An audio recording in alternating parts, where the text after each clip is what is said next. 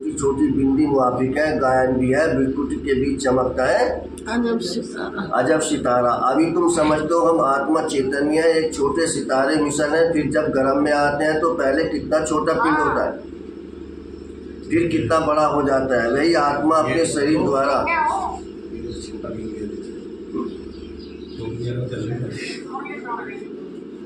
पिंड होता है, फिर कितना बड़ा हो जाता है। वही आत्मा अपने शरीर द्वारा अविनाशी पाठ बजाती रहती है।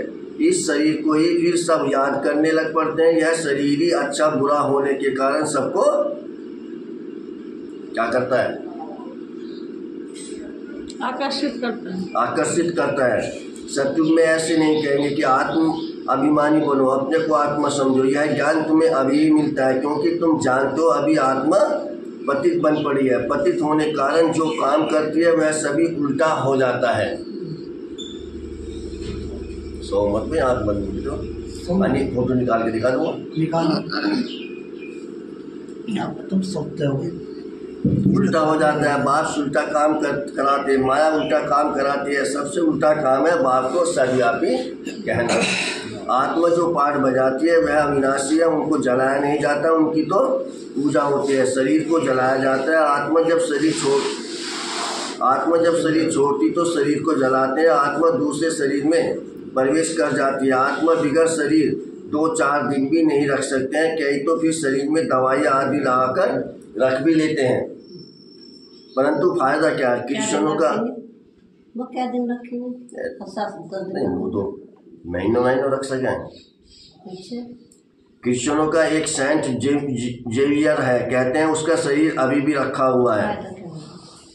उनका भी जैसे मंदिर बना हुआ है, किसको दिखाते नहीं है, सिर्फ उनके पाँव दिखाते हैं। कहते हैं कोई पाँव छू लेता है तो बीमार नहीं होता, पाँव छूने से बीमारी से हल्के हो जाते हैं। तो समझते हैं उनकी कृपा। बाप कहते हैं भावना का भाड़ा मिल जाता है, निश्चय बुद्धि होने से कुछ फायदा होता है। बाकी ऐसे हो तो ढेर के ढेर वहाँ जाए, मेला लग जाए। बाप भी यहाँ आए हैं फिर भी इतना ढेर नहीं होते, ढेर होने की जगह भी नहीं है। जब ढेर होने का समय आता है तो विनाश हो जाता है। यह भी ड्रामा बना हुआ है, इसका आदि व अंत नहीं है। हाँ, झाड़ की जर्जरीभूत अवस्था होती है, अर्थात तमो प्रधान बन जाता है, तब यह झाड़ चेंज होता है। कितना यह बेहद का बड़ा झाड़ है। पहले वह आएंगे जिनको पहले नंबर में जाना है। नंबरवार आएंगे ना, सभी सूर्यवंशी इकट्ठे नहीं आएंगे, चंद्रवंशी भी सभी इकट्ठे नहीं आते। नंबरवार मालानुसारी आएंगे, पाठधारी सभी इकट्ठे कैसे आएंगे? खेल ही बिगड़ जाए। यह खेल बड़ा एक्यूरेट बना हुआ है, इसमें कोई चेंज हो नहीं सकता। मीठे मीठे बच्चे जब यहाँ बैठते हो तो बुद्धि में यही याद रहना चाहिए, और सत्संगों में तो और बातें बुद्धि में आती हैं। यह तो एक ही पढ़ाई है जिससे तुम्हारी कमाई होती है, उन शास्त्रों आदि को पढ़ने से कमाई नहीं होती। हाँ, कुछ न कुछ गुण अच्छे होते हैं। ग्रंथ पढ़ने बैठते हैं तो ऐसे नहीं सभी निर्विकारी होते हैं। बाप कहते हैं इस दुनिया में सभी भ्रष्टाचार से पैदा होते हैं। तुम बच्चों से कोई पूछते हैं वहाँ जन्म कैसे होगा, बोलो वहाँ तो 5 विकार ही नहीं। योग बल से बच्चे पैदा होते हैं, पहले ही साक्षात्कार होता है कि बच्चा आने वाला है। वहाँ विकार की बात नहीं, यहाँ तो बच्चों को भी माया गिरा देती है। कोई को तो बाप को आकर सुनाते भी हैं, सुनाएंगे नहीं तो 100 गुना दंड पड़ जाएगा।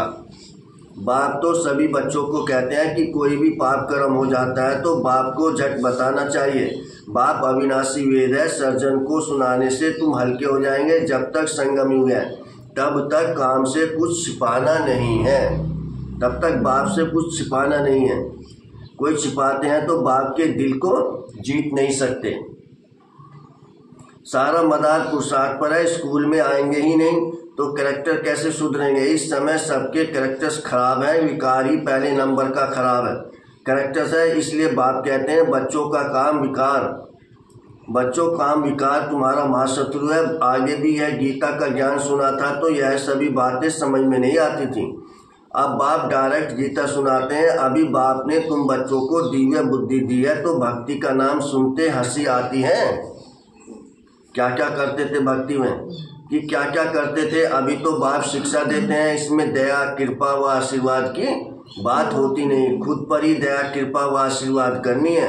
बाप तो हर एक बच्चे को पुरुषार्थ कराते हैं, कोई तो पुरुषार्थ कर बाप के दिल को जीत लेते हैं, कोई तो पुरुषार्थ करते करते मर भी पड़ते हैं। बाप तो हर बच्चे को एक जैसा ही पढ़ाते हैं, फिर कोई समय ऐसी गुइया बातें निकलती हैं जो पुराना संशय ही उड़ जाता है, फिर खड़े हो जाते हैं। इसलिए बाबा की पढ़ाई कभी मिस नहीं करनी चाहिए। मुख्य है बाप की याद। देवी गुण भी धारण करने हैं, कोई कुछ चीची बोले तो सुना अनसुना कर देना चाहिए।